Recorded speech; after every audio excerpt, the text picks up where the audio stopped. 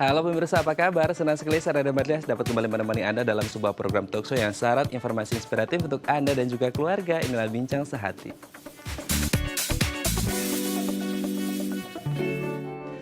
Ya pemirsa, gigi berlubang merupakan masalah kesehatan gigi dan mulut yang sering dialami oleh banyak orang dari beragam usia, mulai dari anak-anak, remaja, dewasa, bahkan juga lansia. Seperti itu. Penyebabnya adalah plak-plak sisa makanan yang menempel di gigi sehingga mengikis permukaan gigi dan akhirnya membuat gigi berlubang. Dan katanya gigi berlubang itu berbahaya. Oleh karena itu kita harus tahu nih apa penyebabnya dan bagaimana cara menghindari gigi berlubang. Nah, inilah topik yang akan kita bahas hari ini, yaitu bahaya gigi berlubang. Namun sebelum kita membahas tentang tema kita hari ini tentang bahaya gigi berlubang, kita akan membahas terlebih dahulu nih beberapa buah yang katanya baik untuk kesehatan gigi. Kita lihat yang pertama.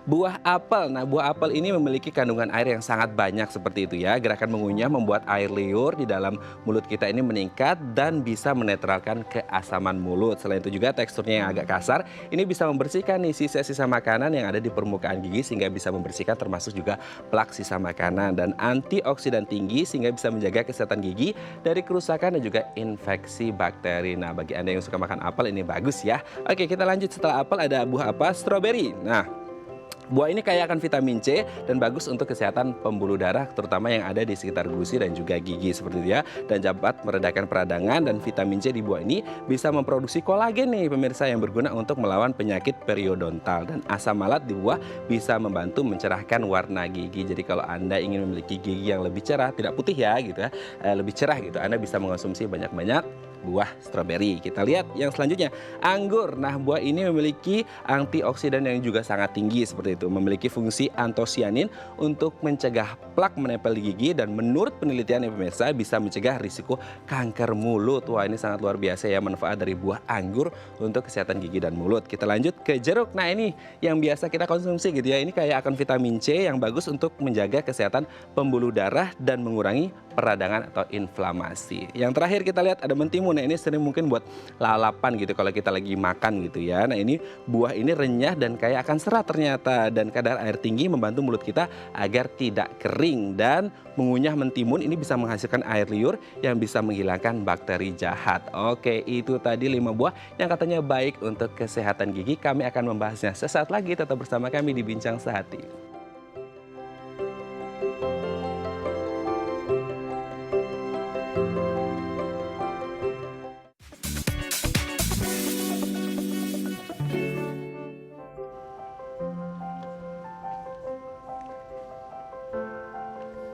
Baik, Anda masih bersama kami di Bincang Sehati dan kita masih membahas topik kita hari ini, bahaya gigi berlubang. Tadi di segmen sebelumnya kita membahas beberapa buah yang katanya baik untuk kesehatan gigi, dan untuk mengklarifikasinya apakah betul buah-buah ini memiliki manfaat baik untuk kesehatan gigi, telah tersambung bersama kami di sambungan Zoom dengan Dr. Chandraningrum MGizi SPGK, spesialis gizi klinik dari Rumah Sakit Sumber Waras Jakarta. Selamat pagi Dok, apa kabar? Selamat pagi, kabar baik. Kabar baik ya Dok ya. Oke Dok, hari ini tema besar kita adalah bahaya gigi berlubang. Tapi kalau kita ngomongin tentang kesehatan gigi secara umum, ini katanya ada beberapa buah yang baik katanya untuk kesehatan gigi nih Dok. Mulai dari kayak vitamin, serat, dan lain sebagainya gitu. Ini ada beberapa buah saya akan sebutkan ya Dok ya. Ada buah apel, stroberi, anggur, jeruk, sama juga mentimun nih. Nah, apakah kemudian buah-buah ini, atau mungkin nanti dokter bisa menjelaskan juga ada buah tambahan lain yang baik untuk kesehatan gigi dan cara konsumsinya tidak boleh berlebih atau seperti apa gitu Dok? Silakan Dok. Terima kasih. Untuk buah-buahan sebenarnya manfaatnya sangat baik untuk kesehatan gigi asal jumlahnya tidak berlebih ya. Jadi pada umumnya buah-buahan mengandung banyak vitamin, mineral, antioksidan yang berfungsi sebagai penangkal radikal bebas dan menghambat pertumbuhan bakteri di rongga mulut, termasuk memelihara kesehatan gigi. Tetapi konsumsinya pun tidak boleh berlebihan karena sifat asam dari buah-buahan ini akan dapat merusak enamel gigi sehingga meningkatkan resiko terjadinya gigi berlubang. Jadi maksimal konsumsi buah-buahan per hari dibatasi 5 buah per hari. Dan jangan lupa menggosok gigi setiap habis makan karena itu akan melindungi gigi dari asam dan bakteri-bakteri yang merugikan di dalam rongga mulut. Oke dok, kalau berbicara tentang ini barusan dokter menyebut jangan lupa sikat gigi kan gitu. Nah kalau semisal nih orang habis makan buah gitu ya, buahnya ada asem-asemnya gitu dok. Terus kemudian itu harus atau boleh nggak sih langsung sikat gigi dan takutnya kan kayak masih ada kesisa asam gitu kan. Terus nanti bercampur dengan pasta gigi kita sebagai warga orang umum kan mungkin nggak begitu paham gitu dok. Sebenarnya nggak apa-apa kalau jumlahnya tidak berlebih ya, karena sifat asam juga membantu rongga mulut juga menghambat pertumbuhan bakteri-bakteri yang ada di dalam mulut. Jadi Oke. kalau Berat. berlebihan makan buahnya, ya seperti ada tuh yang melakukan diet buah sepanjang hari makan buah. Nah, ya paling enggak 3 kali lah gosok untuk sikat gigi supaya melindungi gigi dari sifat yang terlalu asam. Oke. Kalau apel katakan loh seperti apel, apel ini juga kan memiliki kandungan air yang tinggi gitu ya dok ya. Apakah kemudian ini juga baik untuk kesehatan gigi?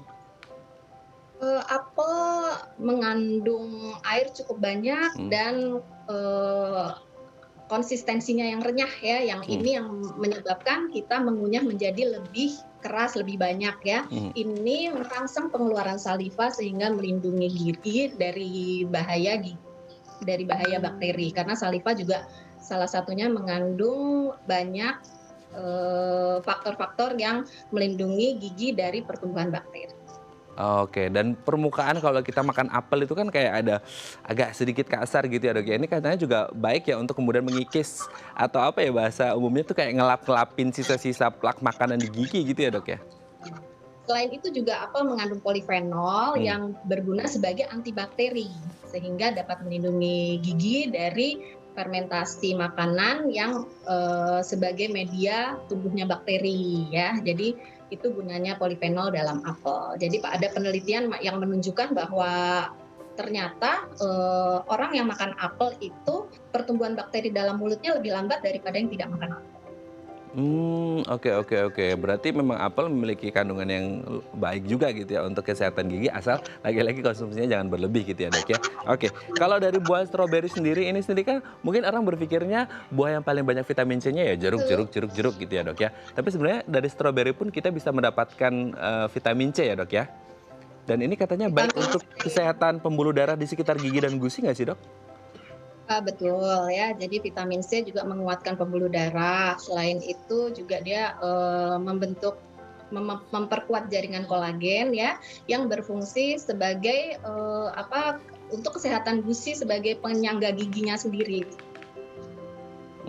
Oke oke. Apakah kemudian juga, vitamin C atau kandungan yang ada di buah stroberi ini katanya juga bisa, mencegah peradangan atau inflamasi di sekitar gigi dan gusi nih, Dok? Iya betul Mmm, ya, jadi selain vitamin sebenarnya bukan vitamin C-nya, tetapi mmm. mungkin kadar antioksidan yang lain ya. Kan banyak sekali antioksidan seperti polifenol yang terdapat dalam buah-buahan tersebut yang juga membuat menurunkan resiko peradangan akibat infeksi bakteri. Oke. Kalau kita lanjut ke buah selanjutnya ini ada anggur juga katanya kayak akan antioksidan, betul tidak, Dok? Anggur itu mirip dengan antioksidannya mirip dengan apel ya, Mmm. mengandung polifenol ya dia ya. Jadi, fungsinya juga sebagai antimikroba juga di dalam mulut. Oke, dan katanya juga menurut penelitian ada yang bilang bahwasanya konsumsi anggur ini bisa mencegah risiko kanker mulut, betul tidak, Dok, ini? Iya betul, karena kadar antioksidannya yang cukup tinggi. Oke, kalau di buah selanjutnya dok, nah ini jeruk yang mungkin kita bikin ini buah yang sangat umum dikonsumsi oleh kita terutama warga di Indonesia seperti itu. Ini apakah jeruk benar merupakan buah dengan kandungan vitamin C tertinggi atau tidak sih dok sebenarnya? Kandungan vitamin C tidak tertinggi ya, Hmm. sebenarnya jeruk itu sedang lah ya, sekitar 50 miligram ya, 50 sampai 55 tergantung jenis jeruknya. Ya, cuma dia mengandung beta karoten ya, ini yang berfungsi sebagai antioksidan poten untuk memelihara mulut dari peradangan dan resiko kanker. Oke, berarti bukan yang tertinggi gitu ya, cukup tinggi gitu. Tapi kalau berbicara yang tertinggi sebenarnya kandungan vitamin C ada di buah apa sebenarnya dok? Sebenarnya jambu biji. Oh, jambu Jambu biji. biji itu vitamin C-nya cukup tinggi. Satu buah jambu biji itu mengandung sekitar 300 sampai 400 miligram vitamin C. Jadi kalau mau dapetin 1000, makan 3 jambu biji cukup lah. Oke, jambu biji kan dalamnya ada yang beda-beda itu dok, yang warna putih atau merah seperti itu sama saja atau gimana? Kurang lebih sama, Kurang lebih sama ya? beda-beda dengan vitamin C. Oke, kalau yang terakhir ini mentimun nih dok. Nah mungkin ini yang juga banyak dikonsumsi terutama untuk lalapan gitu ya mungkin ya. Ternyata buah yang kayak yang biasa gitu ternyata ini juga bagus untuk kesehatan gigi ya dok? Iya betul. Itu hampir sama juga dengan apel. Pertama konsistensinya yang renyah ya. Konsistensinya renyah sehingga dia merangsang pembentukan saliva. Yang kedua, apel ketimun ini juga mengandung vitamin K yang dimana dia meningkatkan penyerapan kalsium di gigi ya. Jadinya giginya semakin kokoh. Oke, kalau tadi kan dokter sering menyebut bisa meningkatkan produksi saliva atau air liur seperti itu ya dok ya. Nah sebenarnya kalau mau bertanya ini banyak yang kemudian agak ragu ketika mereka makan buah. Mana yang lebih baik ini dok? Kandungannya gitu untuk kesehatan gigi maupun kesehatan tubuh secara umum gitu. Yang buah yang dipotong-potong, yang manual gitu ya, terus kemudian kita makan atau di jus atau di gimanain gitu yang paling bagus untuk kesehatan? Yang paling bagus untuk kesehatan secara umum adalah buah yang dipotong-potong Mhm. ya. Jadi ada gerakan mengunyah di dalam mulut. Selain itu, gerakan mengunyah di dalam mulut selain untuk kesehatan gigi juga dia merangsang hormon-hormon kenyang di dalam tubuh keluar. Sehingga ini yang menyebabkan eh, tubuh kita menjadi lebih cepat kenyang. Kalau ingin menurunkan berat badan, jangan makan buah yang di jus. Lebih baik yang dipotong. Oke, berarti sebenarnya kalau tadi dokter menyebut eee, ketika kita mengunyah-ngunyah makanan termasuk buah di dalamnya ini, itu bisa membuat sinyal kayak ke otak kita lebih cepat kenyang gitu ya. Jadi tidak mengonsumsi lebih banyak buah-buah atau makanan yang lain gitu? Ya, betul. Oke, tapi kalau kita berbicara tentang buahnya sendiri, mungkin kalau untuk kesehatan gigi dari 5 buah tadi, mana sih dok yang paling prioritas untuk diutamakan? Halo dok, bisa dengar suara saya dok? Eh, yang prioritas mungkin fungsi untuk kerenyahannya.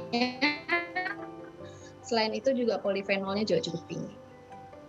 Oke, berarti memang ada beberapa buah yang baik, asalkan ya itu tadi kuncinya adalah bagaimana kemudian kita tidak over gitu ya. Baik, terima kasih dok sudah bergabung bersama kami di Bincang Sehati pagi hari ini. Semoga kita semua memiliki gigi yang sehat dan konsumsi buah yang baik untuk kesehatan gigi. Baik pemirsa, selanjutnya kita akan membahas tentang topik kita hari ini, bahaya gigi berlubang. Bagi Anda yang memiliki pertanyaan, Anda bisa menghubungi kami di nomor 021 290 32644 atau DM Instagram kami di @bincangsehati.itv. Kami akan segera kembali.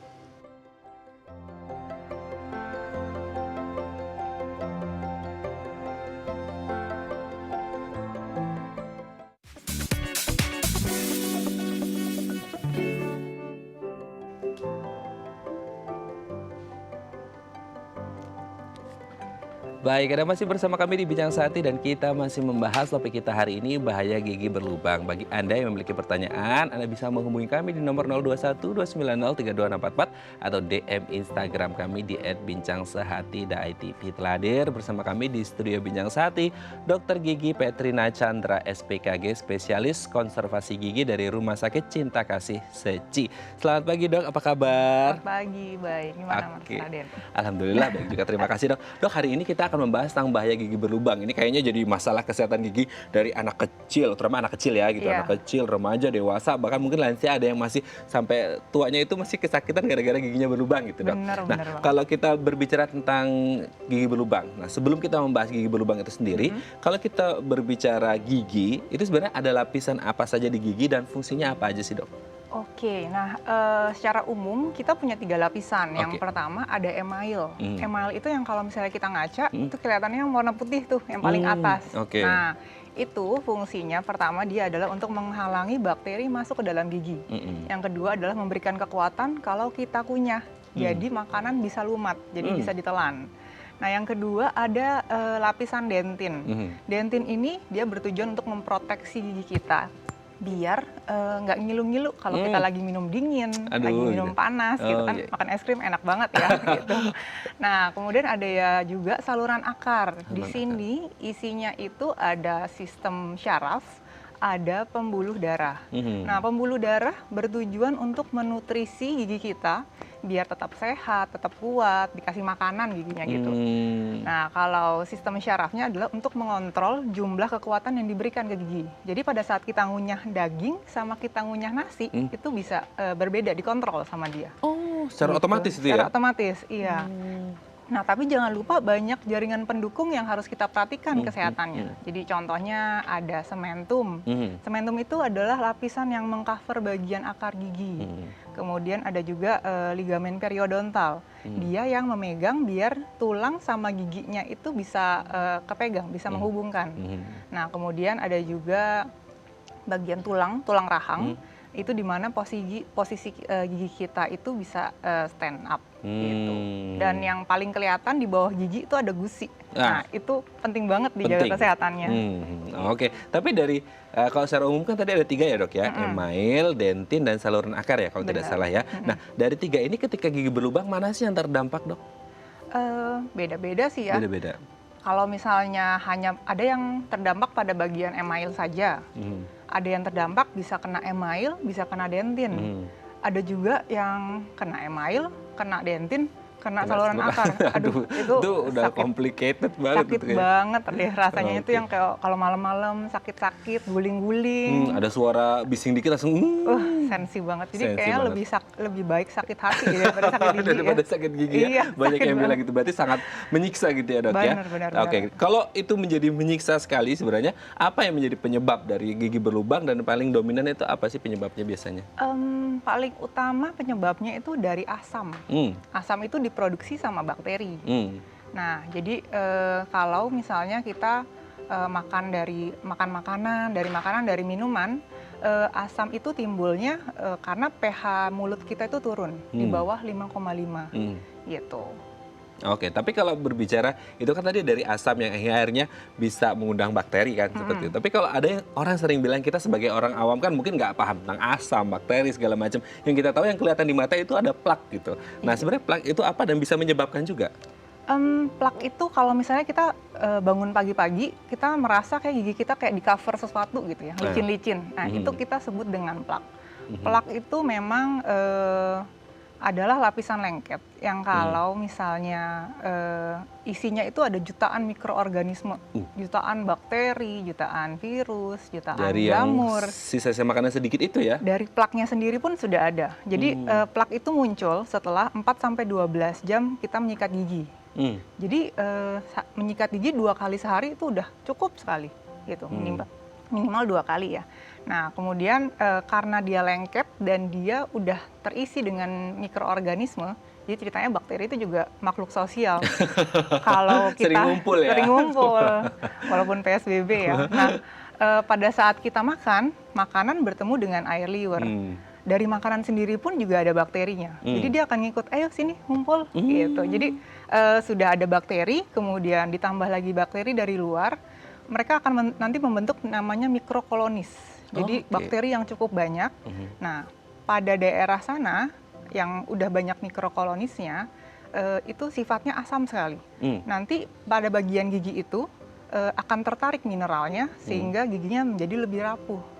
Kalau lebih rapuh berarti lebih rentan terhadap gigi berlubang. Gitu. Lebih rentan gitu ya. Iya. Tapi kalau dari semisal ada orang nih dok, dia ada plak gitu di giginya, entah sadar atau tidak gitu kan. Semisal nggak diapa-apain ya udah ngeplak aja di situ gitu kan tanpa ada perawatan yang lebih lanjut gitu. Nah seberapa lama sebenarnya plak ini akan bisa membuat gigi berlubang atau tergantung konsumsi orang itu, maksudnya kayak nggak sering sikat gigi atau apa gitu itu berpengaruh juga. Tapi normalnya berapa lama sih sebenarnya? Kalau untuk durasi pastinya sih nggak ada, karena semua hal akan balik lagi nanti beberapa faktor nih. Ada yang misalnya pola konsumsi makanannya seperti apa, betul. cara menyikat giginya seperti apa, Kemudian adakah kondisi-kondisi tertentu, misalnya penyakit sistemik yang diderita, jadi air liurnya berkurang, jadi mulutnya pun kering. Misalnya kita ambil contoh kalau ada 2 orang, tentang pola konsumsi ya. Ada 2 orang nih, kalau ke mall suka minum minuman boba gitu ya, kan enak itu banget yang ya. lagi trending ya, Lagi lagi trending. viral. Nah, tapi yang satu itu sangat nggak suka sikat gigi, males gitu ya. Yang kedua, walaupun dia suka minum boba, tapi dia rajin sikat gigi. Pola makanannya pun dijaga seimbang. Bisa ada makan sayur, makan buah, dan lainnya. Dan cek rutin ke dokter gigi.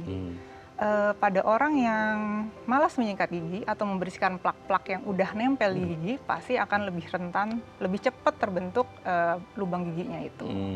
Oke, ini dokter tadi menyebut tentang boba-bobaan, minum-minuman manis gitu ya. Nah, kalau berbicara tentang yang manis-manis, apakah memang benar semua makanan atau minuman yang manis ini bisa menyebabkan gigi berlubang?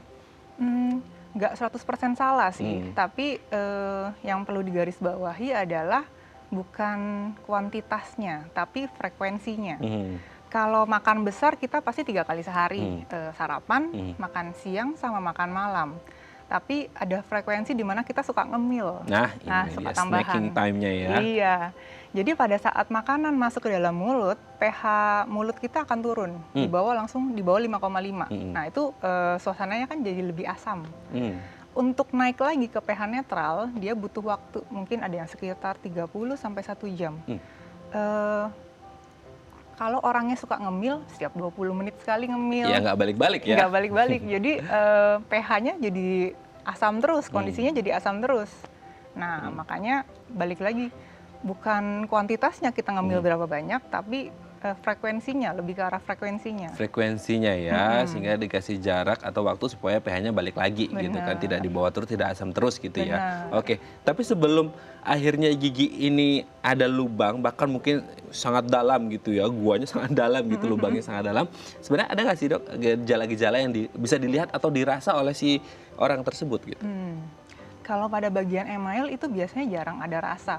Biasanya orang yang lebih memperhatikan kok giginya ada garis-garis hitam ya gitu.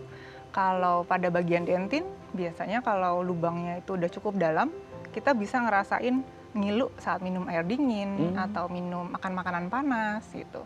Kemudian gigi depan pasti akan lebih ternotis kalau ada lubangnya. Kalau gigi belakang biasanya nyangkut-nyangkut makanan dulu tuh tandanya, kayaknya makan daging kok nyangkut terus ya gitu. Oke. Tapi kalau berbicara tentang risiko, kan tadi memang banyak hal yang bisa terjadi dengan kesehatan gigi itu. Yang berisiko mengalami gigi berlubang ini ada tidak? Maksudnya kayak tendensi ke usia atau tendensinya ke jenis kelamin tertentu atau beda-beda atau gimana? Semua orang yang punya gigi itu pasti beresiko. Yang nggak beresiko itu cuman bayi baru lahir sama orang tua yang udah dicabut giginya semuanya. Jadi walaupun kita cuman punya 1 gigi pun pasti akan ada resikonya. Oke, berarti nggak bisa safe juga ya. Semua orang pasti berisiko, kecuali bayi yang belum punya gigi dan lansia yang sudah tidak ada giginya karena sudah dicabut semua, sudah ompong gitu ya. Oke, tapi kalau berbicara tentang mungkin dari faktor, kan mostly tentang makanan ya. Tadi kalau kita bahas kan, makanan-makanan yang memang bisa meninggalkan plak, bisa keasaman seperti itu. Makanan yang berisiko apa sih dok? Secara umum ada makanan itu yang kadar gulanya cukup tinggi. Terus konsistensinya lunak sama lengket, jadi kalau kunyah kayak nyangkut-nyangkut di bagian belakang gitu ya. Kemudian ada juga minuman yang berkarbonasi dan juga minuman-minuman asam seperti tadi Dokter Chandra jelaskan. Gitu. Oke. Berarti sebenarnya tidak hanya melulu ke makanan yang manis ya dok ya? Benar. Oh, berarti ada makanan-makanan yang lain yang juga berisiko gitu ya? Benar. Tapi memang bukan berarti kita nggak boleh makan makanan yang menyenangkan seperti itu. Boleh, tapi harus dijaga kuantitasnya, jangan terlalu sering, jangan terlalu banyak. Gitu. Kalau terlalu banyak jadi lebih karena nanti kesehatan yang lain terganggu. Oh iya, manis-manis nanti jadi diabetes ya. Benar. Oke, tapi kalau ini juga ada yang sering kita dengar di masyarakat nih dok. Saya nggak ngerti ini benar atau enggak secara medis atau sudah terlanjur beredar di masyarakat nih. Katanya orang dengan gigi berlubang ini bisa menyebabkan bau mulut, benar atau tidak itu? Dan apa sih maksudnya, kayak kalaupun benar itu dari faktor apa yang akhirnya bisa mengeluarkan bau mulut? Kalau bau mulut dari gigi berlubang karena makanannya pasti nyangkut ke dalam situ. Jadi kalau udah nyangkut nggak bisa keluar, dibersihkan dengan sikat gigi pun susah, dia pasti akan stay lama di sana. Yang kayak tadi saya jelaskan, kalau udah kelamaan pasti akan suasana menjadi lebih asam. Tapi memang gigi berlubang bukan satu-satunya penyebab bau mulut. Jadi ada misalnya tambelan lama yang udah rusak, udah bocor, makanan pun nyelip bisa di sana. Kemudian ada radang gusi. Jadi kalau sikat gigi suka berdarah, giginya gusinya merah-merah. Nah, itu bisa juga menyebabkan bau mulut. Ada juga yang jarang membersihkan lidahnya. Jadi kalau lidahnya putih-putih, nah karena lidah itu juga ada semacam papil-papil, banyak daerah-daerah kasar. Jadi kalau makanan nyangkut di sana nggak dibersihkan, itu juga bisa jadi bau mulut. Dan beberapa kondisi misalnya punya penyakit sistemik, punya penyakit bawaan, air liurnya juga jadi rendah, mulutnya kan jadi lebih kering. Nah, dia juga pasti akan lebih rentan terhadap bau mulut. Dan ada infeksi-infeksi lain juga bisa men-trigger bau mulut. Oke, ternyata faktornya banyak ya. Tapi tadi saya tertarik dengan yang di lidah tadi ada papil-papilnya itu harus dibersihkan juga atau gimana itu? Benar, jadi ada sikat lidah khusus, tapi kalau pakai sikat gigi pun juga bisa. Gitu. Jadi memang lidahnya kita keluarin terus disikat aja seperti biasa. Jadi kita lakukan 2 kali sehari. Oke, tapi biasanya pas kita lagi sikat gigi nih dok, itu sikat giginya dulu atau lidahnya dulu atau dibersihkan setelah gigi, kita bersihkan lagi sikat giginya baru ke lidah atau bisa barengan atau gimana itu? Nggak masalah sih yang mana boleh barengan selama menggunakan pasta gigi berfluoride. Oke, selama menggunakan pasta gigi berfluoride gitu ya. Tapi tadi kalau yang di lubang tadi ternyata memang tidak hanya melulu single factor untuk menyebabkan bau mulut ya dok ya, karena ada faktor-faktor yang lain. Plak juga bisa menyebabkan? Plak kalau lama-kelamaan dia mengeras bisa jadi karang gigi. Nah, karang gigi juga bisa jadi pembawa bau mulut. Gitu. Kalau karang gigi yang tebel-tebel berarti makanan lebih gampang nyangkut, sisa-sisa makanan lebih gampang nyangkut di daerah sana. Kalau karang gigi ini berpotensi yang paling agak susah mungkin yang di belakang ya dok ya? Paling banyak orang itu punya bagian karang giginya di bagian dekat lidah di gigi bawah, sama di bagian atas bawah tapi paling ujung. Karena susah biasanya ngejangkau pakai sikat gigi. Betul. Gitu. Biasanya di bawah ya, di bawah lidah sama yang di ujung. Kalau yang di bawah lidah karena memang produksi air liur banyak di sana. Jadi air liur cukup banyak tergenang di bawah lidah kita. Kalau nggak dibersihkan, air liur ketemu sama plak, ketemu sisa makanan, wah pesta pora deh mereka. Jadi karang gigi di sana deh. Nggak ada PSBB lagi ya, pada kumpul-kumpul di situ akhirnya membuat plak dan akhirnya membuat karang gigi yang bisa berbahaya untuk kesehatan gigi dan bisa berpotensi untuk gigi berlubang. Oke dok, nanti kita akan membahas lebih dalam lagi tentang bagaimana caranya agar tidak berlubang gigi kita gitu ya dok ya. Baik, pemirsa, bagi Anda yang memiliki pertanyaan, Anda bisa menghubungi kami di nomor 021 290 32644 atau DM Instagram kami di @bincangsehati dari TV. Kami akan segera kembali.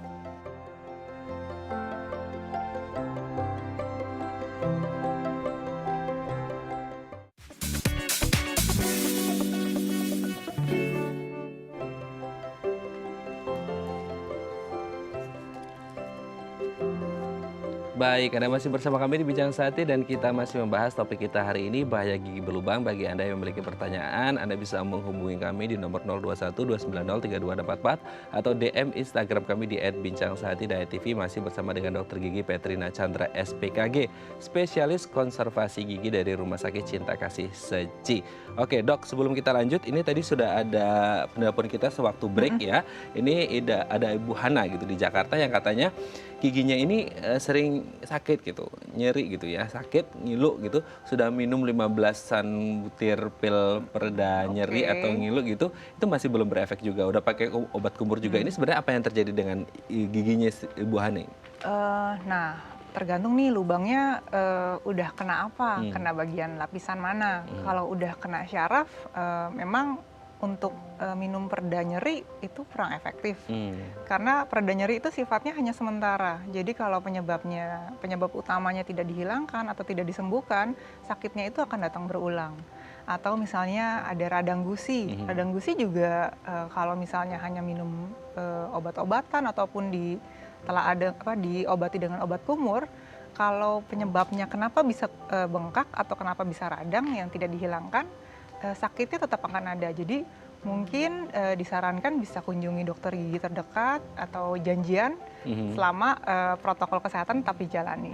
Masih aman lah ya dok ya, Iya. asalkan protokol kesehatannya tetap dipatuhi gitu ya dok Bener, ya. kasihan udah minum 15 butir tapi Iya, nggak sembuh-sembuh. kasihan. Itu pasti nyeri banget gitu ya. Itu mau nelpon kita mungkin tadi juga ada effort khusus untuk Iya, benar. mau nelpon gitu kan ya. Oke, semoga ini bisa menjawab pertanyaan dari Bu Hana yang ada di Jakarta ya Bu ya. Dan semoga cepat sembuh dan giginya bisa kembali sehat gitu ya Bu Hana ya. Terima kasih sudah menghubungi kami di Bincang Sehati. Dok, tapi kalau mungkin ada kaitannya dengan Bu Hana barusan. Ketika sakit itu orang rasa kayak Bu Hana mungkin.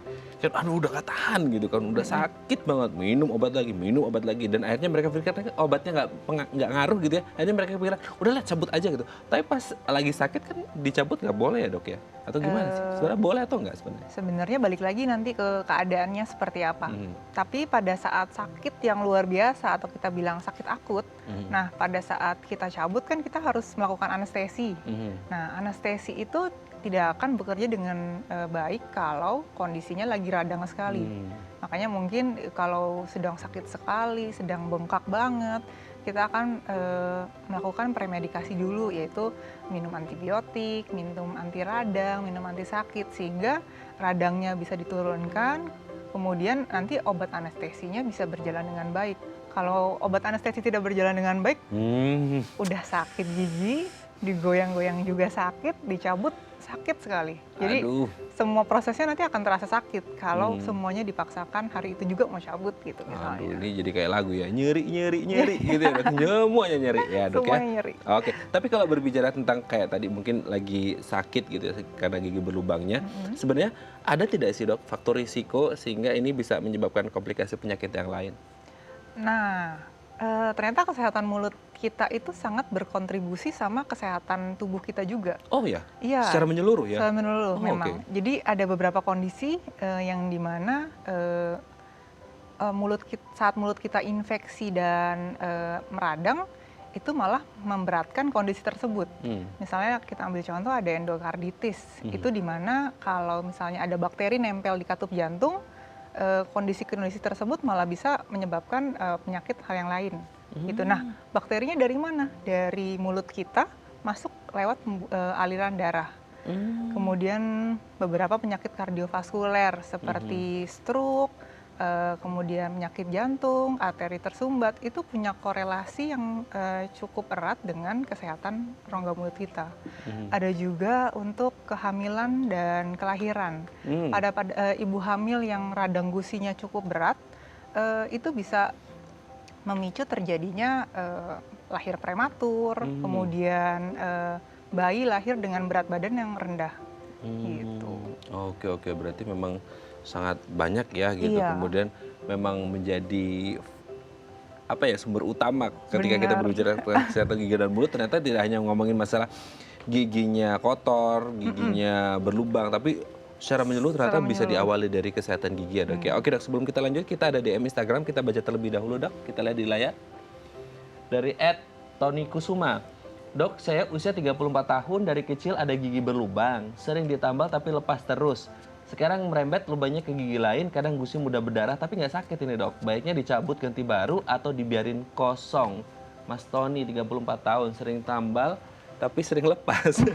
tambal lepas lagi gitu. Gusi juga sering berdarah tapi nggak sakit. Ini baiknya ditambal ganti baru atau dikosongin aja? Nah, kalau pada kasus Bapak Tony ini ada sering lepas tambal. Ada kemungkinan lubangnya sudah cukup besar. Kalau tambal biasa mungkin sudah tidak cukup kuat. Jadi sebaiknya dilihat juga nanti giginya itu apakah masih vital atau sudah non vital. Kalau masih vital kita bisa langsung melakukan filling yang lain, yaitu dengan konsep indirect. Itu semacam kita bikin dulu di lab, di laboratori, dan fillingnya itu lebih kuat daripada filling yang kita lakukan di klinik gigi. Kemudian kalau misalnya sudah non vital kita lakukan perawatan syaraf dulu pada gigi tersebut, baru dilakukan filling indirect.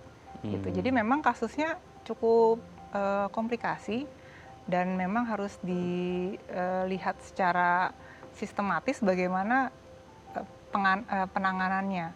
Kalau dibiarkan kosong, itu juga nggak bagus buat sistem pengunyahan kita, karena gigi belakang kan buat ngunyah. Kalau giginya dicabut, kita bingung nanti ngunyahnya pakai apa. Gitu.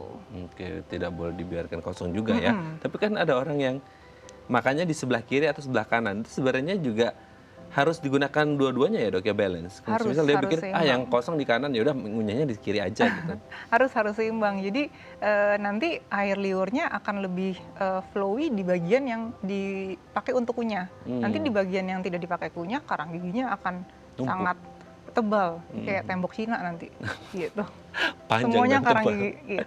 Oke, tapi sebenarnya bisa dibiasakan untuk orang-orang yang kayaknya dari kecil udah kiri terus gitu, terus kemudian kayaknya karena dapat pengetahuan seperti ini harus seimbang, itu kan kadang-kadang agak nggak nyaman juga ya dok ya, kayak mungkin agak ngilu-ngilu, agak nggak biasa gitu. Bingung ya. Mas Tolnya juga bingung pasti. Memang harus dibiasakan sih, awal-awal pasti aneh, tapi nanti ya sebulan, 2 bulan, 3 bulan pasti akan ada yang namanya adaptasi, kita jadi bisa ngunyah kiri kanan. Karena kalau ngunyah satu sisi juga akan berdampak pada sendi kita. Gitu. Kalau kita punya 2 sendi, tapi kalau hanya dipakai satu pasti akan berbeda nanti. Jangkanya memang untuk jangka panjang. Nanti misalnya kita udah tua, muka mulut kok susah ya, kok ini sakit-sakit ya di sini. Ada efeknya ternyata ada ya, long termnya ya. Oke. Tapi kalau untuk kayak tambal permanen itu apakah masih bisa kemungkinan lepas lagi dok? Atau sebenarnya ada orang juga yang sudah tambal permanen tapi masih bisa lepas lagi gitu? Bisa. Jadi semua kondisi pasti akan ada resikonya. Jadi kalau misalnya gigi yang sudah ditambal, kalau tidak dibersihkan dengan baik, pasti akan memicu terjadinya lubang lagi. Lubangnya memang nggak di bagian tambelan, tapi pada bagian gigi yang nempel di tambelan. Sehingga perlekatannya lama-lama akan menipis, jadi copot. Yang kedua juga bisa karena tambelan mungkin nggak kuat untuk lubang sebesar itu. Makanya kita lakukan treatment yang lain, seperti itu. Oke, berarti masih ada risiko juga untuk yang tambal permanen juga masih bisa lepas gitu ya dok ya. Oke, semoga ini bisa menjawab pertanyaan dari Pak Tony Kusuma dan semoga giginya sehat-sehat terus ya Pak ya. Terima kasih sudah men-DM Instagram kami. Oke dok, tapi kalau kita berbicara tentang risikonya tadi kan melanjutkan yang tadi, sebenarnya ada nggak kemungkinan bakteri yang jarang dibersihkan di sela-sela gigi atau di gigi ini sendiri, katakanlah dari gigi berlubang, akhirnya dia bisa terbawa arus gitu ke saluran pencernaan dan bisa berbahaya untuk organ-organ dalam tubuh yang lain. Tadi kan dokter sudah sempat menyebut di katup jantung gitu kan. Apakah juga ini berisiko? Kalau untuk pencernaan bisa banget. Jadi memang mulut kita ini kan isinya jutaan mikroorganisme ya, ada bakteri, ada jamur, ada virus. Nah, mereka nanti akan numpang di air liur, masuk ke dalam saluran pencernaan kita. Akan ada yang nggak tahan sama asam, di asam lambung, ada yang tahan. Ini salah satu yang bakteri yang bandel banget nih, namanya Porphyromonas syngiphalis. Itu biasanya ada di orang dengan radang gusi yang cukup berat. Jadi orang dengan radang gusi akan menelan bakteri Porphyromonas syngiphalis yang cukup banyak setiap harinya. Setiap telan air liur masuk. Nah, apa yang terjadi karena dia asam, dia bisa masuk ke saluran usus, kemudian dia bisa menyebabkan disbiosis. Nah, disbiosis ini apa sih? Disbiosis ini adalah suatu gangguan di mana komposisi mikrobiota yang ada dalam usus itu jadi terganggu terus. Kalau dibiarkan bisa sangat berbahaya karena bisa memicu terjadinya obesitas, kemudian arteriosklerosis, yang parah kanker pankreas, kanker usus, kanker kolorektal, bahkan bisa memicu terjadinya penyakit Alzheimer. Aduh, ngeri banget ya dok jadi, harus.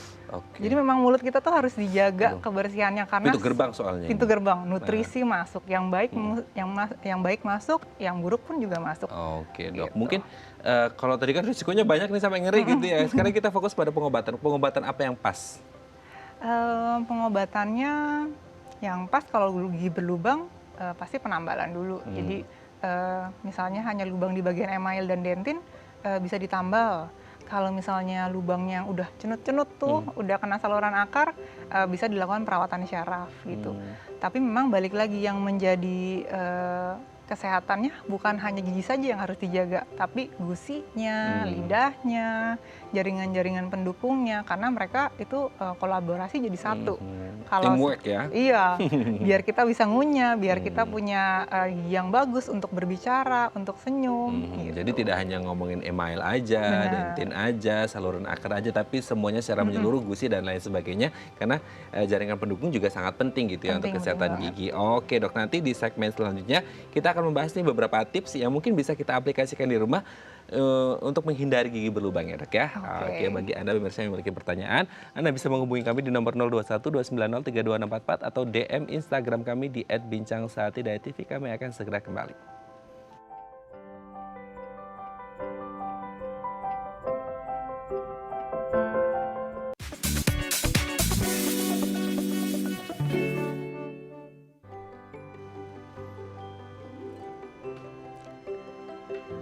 Baik, Anda masih bersama kami di Bincang Saati dan kita masih membahas topik kita hari ini, bahaya gigi berlubang, masih bersama dengan Dr. Gigi Petrina Chandra SPKG, spesialis konservasi gigi dari Rumah Sakit Cinta Kasih Seci. Dan di segmen terakhir ini kita akan membahas nih beberapa tips yang bisa kita lakukan agar bisa terhindar dari gigi berlubang ya dok ya. Kita lihat yang pertama dok, sikat gigi setelah makan. Nah ini biasanya orang kalau kayak pagi gitu ya dok ya, sikat gigi dulu baru makan atau makan dulu baru sikat gigi? Nah ini banyak yang pro, banyak yang kontra ya kayaknya ya. Masih banyak perdebatan. Tapi memang kalau secara teori kalau kita makan, pH mulut kita menjadi lebih asam. Kalau kita gosok, itu kan berarti tindakan yang abrasif. Jadi cukup merusak gusi. Memang ada baiknya ditunggu mungkin setengah jam sampai 1 jam untuk kita bisa melakukan sikat gigi. Tapi kalau pagi mungkin sikat gigi dulu boleh, dijarakin habis itu baru makan. Kalau misalnya makan siang, kumur-kumur juga boleh. Kumur-kumur dengan air putih setelah makan atau setelah minum yang manis-manis. Nggak harus sikat gigi ya, karena biasanya orang kalau mau sarapan dulu baru sikat gigi, kayaknya sarapan sebelum sikat gigi itu kayak nggak enak gitu ya, ragu gitu ya. Oke, berarti sikat gigi setelah makan. Next. Bersihkan gigi dengan berkumur. Nah tadi mungkin yang makan siang tadi ya, itu berkumur pun bisa ada fungsinya khusus untuk kesehatan gigi. Benar, jadi membantu untuk membilas. Jadi mungkin seperti cuci tangan tapi tidak dengan sabun gitu. Karena kalau dengan sabun kita harus pakai pasta gigi. Bisa dibantu juga dengan larutan kumur, karena juga dia punya efek antibakteri. Dan ya gitu sih. Jadi membersihkan gigi dengan berkumur pun sudah cukup baik. Untuk plak-plak awal juga bisa kehempas gitu ya dok ya? Iya, karena memang plak itu pun terbentuknya 4-12 jam aja setelah kita sikat gigi. Jadi ya nggak tiba-tiba muncul plak gitu. Oke, bisa itu dihempas itu si plak-plak yang awal-awal kan masih tidak terlalu nempel gitu ya dok ya? Benar. Oke, kita lanjut. Gunakan pasta gigi berfluoride. Nah ini tadi dokter juga di awal-awal sudah nggak apa-apa dong selama pasta giginya berfluoride. Fungsi fluoride untuk kesehatan gigi apa sih dok sebenarnya? Fluoride ini untuk memberikan mineral yang baik untuk kesehatan gigi kita. Karena pada saat asam, daerah yang terkontaminasi asam itu, bagian mineral giginya itu tertarik keluar. Nah yang tadi saya bilang kenapa giginya jadi lebih rapuh, karena mineral-mineralnya kan hilang tuh. Pasta gigi ini membantu untuk menjadikan lebih kuat lagi. Tapi jangan cepet-cepet sikat giginya. Nah, itu 2 menitan lah ya minimal, biar si pasta gigi dan mineral-mineralnya itu bisa menempel di gigi cukup lama. Jadi juga dia bisa membantu giginya menjadi lebih kuat. Yang betul itu yang vertikal ya dok ya, cara menyikat giginya? Iya, atas bawah. Jadi ingat aja bendera Indonesia warnanya merah putih. Jadi dari merah ke putih. Oh, merah putih. Merah putih. Oke. Termasuk yang di dalam juga ya. Tapi memang tadi dokter menyebut memang agak susah yang di bawah lidah ya, karena memang posisinya agak ke dalam gitu kan. Dan ini juga kalau sikat gigi dimasukin juga kan space-nya sangat kecil sekali gitu ya. Jadi nanti cari sikat giginya yang ujungnya agak pointed, agak kecil, dan bulunya juga yang halus, jangan yang kasar. Karena kalau kita udah kasar, kita tekan, gusinya nanti yang jadi rusak. Lebih baik yang manual biasa atau ada yang elektronik itu sih dok, yang elektrik gitu? Dua-duanya bagus sih, dua-duanya yang penting selama membersihkannya juga dengan baik, semua bagian gigi dibersihkan, jangan lupa flossing, sikat lidah Flossing itu kita bersihkan sela-sela gigi dengan benang gigi. Terus bersihkan lidah itu juga penting. Karena kuman-kuman walaupun nggak nempel di gigi, nempelnya di lidah. Nah, Sama itu aja. tadi ya yang ada apa namanya? Papil. Papil-papil itu ya. Oke, kita lanjut. Hindari makanan penyebab gigi berlubang. Nah, makanan-makanan yang tadi sempat kita bahas juga berarti yang manis-manis Iya. dan beberapa yang mungkin asam-asam bisa membuat gigi abrasif gitu ya, Dok ya. Menghindari bukan berarti nggak boleh makan sama sekali ya. Memang tapi yang tadi saya jelaskan, kita harus lihat frekuensi kita ngemil-ngemil ini nih gimana. Saya juga seneng sih minum-minuman manis, makan makanan yang manis, tapi sikat gigi, yang tadi sikat gigi, flossing, dan membersihkan lidah. Boleh ditambahin dengan berkumur dengan larutan kumur. Oh, Itu yang larutan ada di kumur. pasaran. Tapi kalaupun airnya nggak ada larutan kumur, pakai air biasa pun nggak masalah Nggak sebenarnya, Dok ya? masalah. Oke, itu ada sampai yang kayak begitu. Itu harus sampai kayak gitu nggak sih? Atau cuman biasa buang gitu? Kalau yang sampai di tenggorokan itu kita sebutnya dengan gargle. Gargle itu biasanya pada obat-obatan kumur. Jadi biar sampai ke tenggorokan. Tapi kalau misalnya hanya larutan kumur yang berfungsi pada rongga mulut, cukup di rongga mulutnya saja. Nggak harus sampai ke gargle itu ya, sampai ke Gargle. tenggorokan ya. Oke, Dok. Terakhir, rutin periksa gigi ke dokter. Nah, ini mungkin orang yang sekarang lagi takut gara-gara pandemi, meskipun sebenarnya aman-aman aja ya, Dok ya. Karena kalau kita bisa menerapkan protokol kesehatan juga aman-aman aja. Nah, sebenarnya yang ideal untuk memeriksakan gigi itu berapa kali sehari? Berapa kali dalam setahun mungkin? Tahun. Kalau setahun sih sebenarnya untuk check up cukup 2 kali aja. 2 kali ya?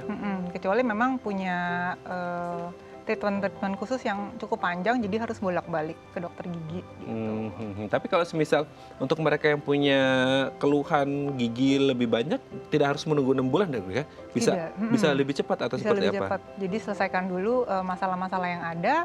Kalau sudah beres semuanya, lubang sudah ditambal, gusi sudah menjadi lebih sehat, dokternya pasti akan bilang, udah bagus nih, jadi yaudah ntar kita ketemunya 2 kali setahun aja ya, gitu.